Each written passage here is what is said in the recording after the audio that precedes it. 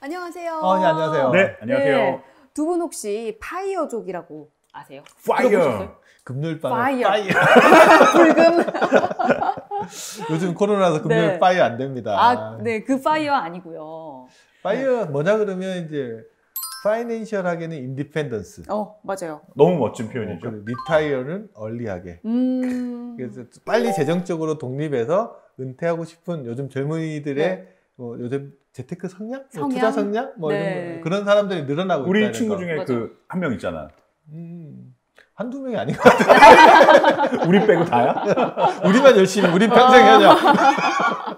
우리는 지금 은퇴해도 얼린 아니다. 이미 늦었어. 좀 부럽기도 해요. 이른 나이에 은퇴해버리고. 그게 재무적인 게 여생을 제일 중요하겠죠. 근데 우리 그러니까요. 때는 하더라도 또 어떻게든 회사에 오래 다닐까? 어떻게 하지? 일을 음. 오래 할까? 이런 생각을 많이 했는데 요즘 젊은 친구들은 네. 조금 더 빨리 재정적으로 독립하고 일을 안 한다는 개념보다는 자기 사업을. 자기가 하고 싶은 일을 하겠다라는 그러니까 돈 때문에 그게 하기 싫은 정말 일을 하지 중요한 않겠다. 것 같아요. 뭐 그런 이야기를 많이 네, 하는 것 같아요. 경제적 독립이라고 하잖아요. 나는 이 일이 너무 좋아. 그럼 적성에 딱 맞으시네요. 그럼요. 네. 근데 혜미 씨 이건 뭐예요?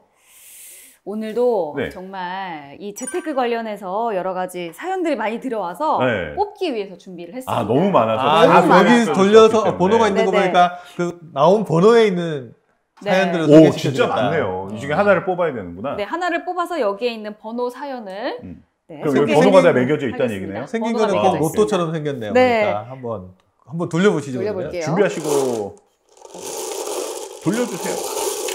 나왔다. 나왔다. 몇 번이에요? 몇 번이에요? 62번. 62번. 네, 62번. 이거 시간 걸리겠는데? 하나 뽑아주시죠. 62번째 거 잘 꺼내라요. 아유, 이거 번호 쓰는데도 힘들었겠네. 32,825번까지 나왔는데, 62번. 찾으셨나요? 여기 나왔네요. 네네네. 자, 자, 꼬리꼬리 62번. 축하드립니다, 사연 우선. 읽어보도록 하겠습니다. 돈 주는 거야? 돈은 아닙니다. 경쟁률이 어마어마하잖아. 네. 안녕하세요. 저는 IT 회사에 다니는 김민수입니다. 저희 회사는 DC형 퇴직연금 제도를 도입하고 있습니다. 다들 아시다시피 DC형 퇴직연금 가입자는 자신의 퇴직급여를 어디에 투자할지 스스로 정해야 하잖아요. 저는 별 생각 없이 퇴직금이니까 안전한 곳에 맡겨둬야 한다고 생각해서 정기예금에 맡겨뒀습니다. 그런데 옆팀 김 과장은 퇴직연금을 운용해서 무려 15% 넘는 수익을 냈다고 하더라고요. 제가 어디에 투자했느냐고 물었더니 미국 나스닥과 2차 전지 ETF에 투자했다고 하더라고요. 저는 퇴직연금을 ETF에 투자할 수 있다는 사실도 몰랐거든요. 지금이라도 예금에 맡겨둔 돈을 ETF로 옮겨서 투자해도 될까요? 라고 보내주신 내용입니다. 네. ETF로 옮겨서 투자를 할 수 있는지 실제로 가능한가요? 퇴직연금도 ETF에 투자할 수 있냐라는 질문들 많이 하는데 네. 일단 금방 이 사연 주신 분이 설명했듯이 퇴직연금 중에 DC형 퇴직연금은 DC형. DC형이 뭐냐면 퇴직연금 제도에는 크게 DB형하고 DC형 두 개가 있어요. 네네. 회사에서 근로자들한테 줄 퇴직급여를 회사 바깥에서 보관하거든요. 금융기관에. 근데 그 보관한 돈을 회사가 직접 운영해서 네. 나중에 근로자가 퇴직할 때 퇴직금을 주는 방식은 DB형 제도. 정해진 룰에 따라서 주는 거고요. 네. DC형 제도는 뭐냐 그러면 근로자가 1년 일하면 그의 그 근로자가 받았던 급여의 12분의 1, 그러니까 한 달치 급여에 해당되는 돈을 근로자 명의로 된 계좌에다 그냥 넣어줘요. 퇴직 계좌에다 네. 넣어주면 그 들어가 있는 돈을 자기가 어디에 투자할지를 스스로 선택을 해야 돼요. 스스로 선택. 어렵다. 내가 뭐 네. 예금을 하려면 예금하면 되고, 네. 예를 들면 ETF 하고 싶은 사람은 ETF 하시면 되고, 네. 근데 일반 펀드 하시고 싶은 사람은 펀드 하셔도 되고, 네네네. 보험을 하실 분은 보험 하시면 돼요. 대신 거기서 어떤 성과가 나오든 그러면 성과가 좋으면 퇴직금이 늘어나는 거고요. 그렇네요. 성과가 나쁘면 퇴직금이 줄어들거든요. 그 성과에 대한 책임은 스스로 선택한 상품에서 나오는 거니까 네. 스스로 책임을 지는 거죠. 와, 근데 이렇게 막 15%씩 나오기도 하고 그런가 봐요. 작년에 시장이 되게 많이 올랐으니까 그 정도 나왔는데 뭐 장기적으로 봤을 때는 예금에 투자한 것보다는 뭐 펀드나 이런 실적 배당형 상품에 투자하는 분들이 장기적인 성과는 조금 더 높은 걸로 나오기는 하거든요. 그러면 평상시에는 별 관심 없다가 네. 근데 투자 성과가 좋은 사람들이 옆에서 나타나면 나도 할 그때서야 걸. 막 조급해지죠. 그래서 이제 아까 그 사연 주신 분도 이제 그런 고민을 하실 거예요. 그래서 그러면 ETF에 투자할 수 있어? 라는 질문들을 하면 네. 답은 그럴 수도 있고 아닐 수도 있다는 답을 할 수밖에 없어요. 그럼 모두가 다 ETF에 투자를 할 수 있는 거는 아닌 그거 건가요? 왜 그러냐면 퇴직연금을 맡아서 운용하는 회사가 있어요. 네. 그 회사가 은행도 있고 보험사도 있고 증권사도 있어요. 근데 은행하고 보험사에서 자기 퇴직금을 맡아서 DC형 퇴직금을 맡아서 운영하고 있으면 거기서는 ETF 거래를 할 수가 없잖아요. 근데 증권사인 경우에는 대부분의 대형 증권사들은 퇴직금을 ETF에 퇴직연금을 ETF에 네. 투자할 수 있도록 이렇게 서비스를 해주거든요. 그럼 은행하고 보험사에 있는 분들은 어떻게 해야 되냐 그러면 네. 회사에서 은행하고 보험사만 딱 퇴직연금 운영하는 회사로 지정돼서는 방법이 없어요.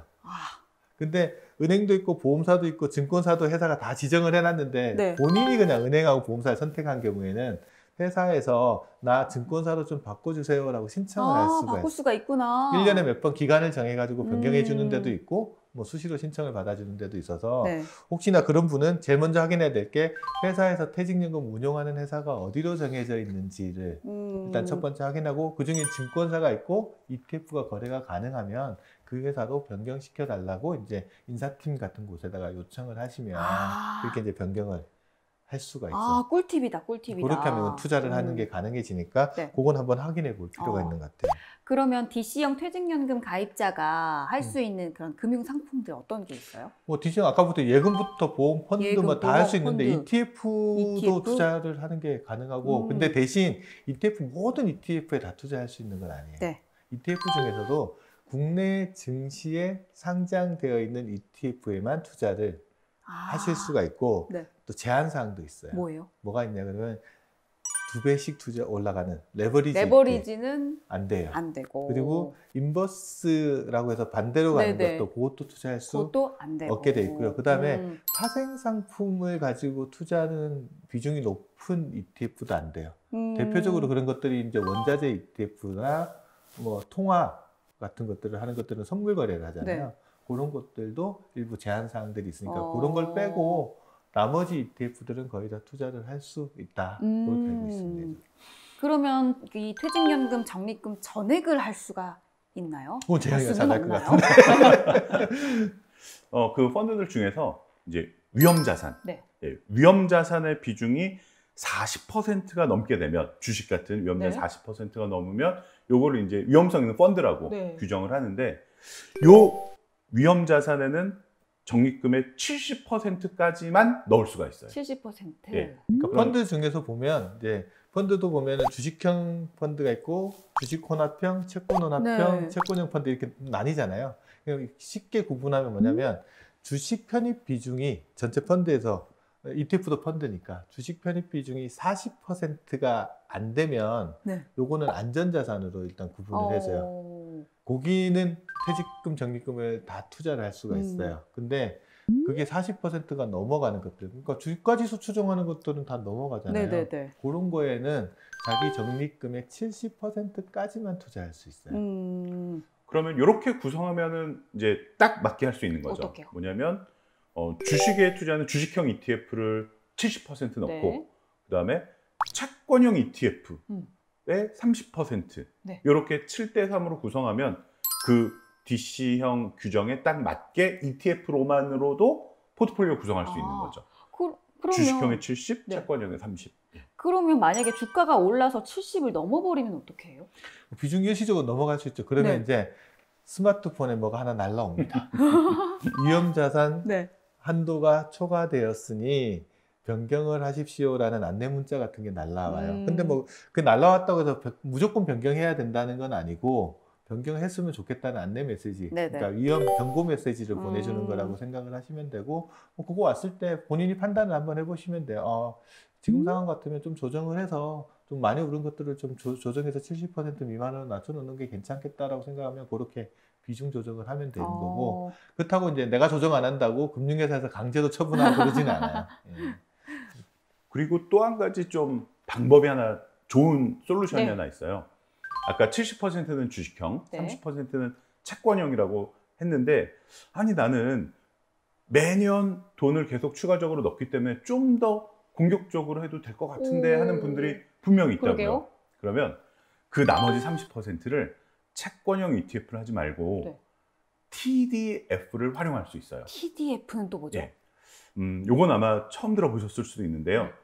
타겟 타겟 데이트 데이트 펀드예요. 펀드. 타겟 데이트 펀드. 그러니까 날짜를 미리 정해놓고 네. 나 이때 쓸 돈이야. 근데 보통 이게 연금 개시 시점 또는 은퇴 시점. 퇴직연금이니까 이제 퇴직하는 시점이 되겠죠. 아. 타겟 데이트는 내가 그 돈을 찾아 써야 되는 시점이라고 생각을 하면 되고, 그 타겟 데이트를 딱 정해놓으면 어떻게 움직이냐 그러면 나는 아무것도 안 해도 타겟 데이트만 정해놓으면 타겟 데이트부터 기간이 많이 남아있을 때는 주식 비중을 되게 높게 가져가요. 그러다가 점점 타겟 데이트가 다가올수록 주식 비중이 이렇게 줄여나가거든요. 아. 그건 내가 건드리는 게 아니고 자동으로? 펀드가 알아서 자동으로 자율주행을 해줘요. 자율주행을 해주는 건데, 그런 상품 중에서는 이제 처음에 시작할 때 주식 비중이 80% 미만이고, 만약에 타겟 데이트 도달했을 때 주식 비중이 40%가 안 되면 네. 이거는 주식이 처음엔 되게 높잖아요. 그럼에도 불구하고 알아서 이렇게 잘 관리를 해주니까 이거는 위험 자산이 아니고 안전 자산인 걸로 봐져요. 그럼 그 타겟 데이트 펀드에는 100% 자기 자금을 다 넣을 수가 있어요. 그럼 ETF랑 네. TDF를 좀 섞어서 투자하는 것도 하나의 방법이에요. 예를 들어 나는 잘 모르겠으니까 내가 쌓여있는 돈은 ETF 좀 자꾸 너무 공격적으로 투자하는 게 힘들겠다라고 하시는 분들은 상당 부분들은 TDF에 넣어놓고 그 중에서 한 30%, 40%는 떼가지고 그 부분만 예를 들어서 ETF로 운영하는 것도 가능하고, 그러니까 자기 성향에 맞게끔 이제 섞어서 투자하는 것도 가능하다. 그럼 세금은 어떻게 해요? 퇴직금에 대해서는 안에서 운영하면서 이제 투자해서 수익이 막 나는 부분들이 있잖아요. 네. 그거에 운용 중에는 세금을 안 내요. 그러니까 늘어난 것들은 마지막에 퇴직하는 시점에 다 퇴직 소득으로 보고 퇴직 소득세를 과세를 해요. 퇴직금으로 보는 거예요. 그러니까 뭐 운용이 많이 금융소득 종합과세 뭐 중간에 이런 걱정을 할 필요도 없고, 퇴직금이 늘어난 거고 나중에 퇴직 소득세로 낸다, 이렇게 알고 계시면 돼요. 알겠습니다. 이 DC형 퇴직연금도 정말 유용하게 사용을 할 수가 있을 것 같아요. 모르시는 분 정말 많으세요. 네. 자기 DC형 퇴직연금을 잘하면 ETF나 이런 데 투자할 수 있다는 사실 자체를 모르시는 분도 되게 많아서 오늘 한번 방송 듣고 세상에 눈이 번쩍 뜨일 수도 있어요. 역시 재테크는 정보다라는 말이 다시 한번 와닿는 순간입니다. 꼭 한번 확인해 보실 필요 있죠. 네, 맞습니다. 오늘 정보 고맙습니다. 네, 감사합니다.